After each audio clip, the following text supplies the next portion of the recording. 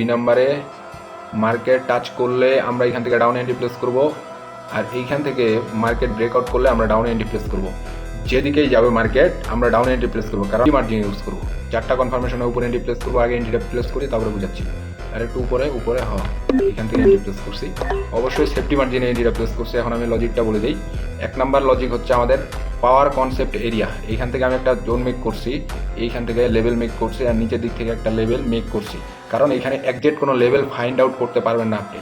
আর এখানে হিউজ পরিমাণে ভলাটাইলিটি, নিচের দিকে একটা ট্রেন লাইন এরিয়া, এখান পর্যন্ত এখান থেকে একটা ট্রেন লাইন এরিয়া, এখানে ব্রেক করছে মার্কেটে, রেসপেক্ট করা নাই, এখানে রেসপেক্ট করছে। সো অনেক ঝামেলা। এই কারণে আমি পাওয়ার কনসেপ্ট জোন মেক করছি, যেই জোনগুলোতে একজ্যাক্ট মার্কেট ম্যানুপুলেটটা করতে পারে। তো এখানে ম্যানুপুলেট করছে, এই এরিয়াতে ম্যানুপুলেট করছে, অ্যান্ড আমার মুভিং অ্যাভারেজের নিচেই মার্কেটটা আছে। সো আমি নিচের দিকে যে পাওয়ার কনসেপ্টটা লাইনটা আমি ড্র করছি, মার্কেটে একজ্যাক্ট মুভ থাকবে এই এরিয়া পর্যন্ত।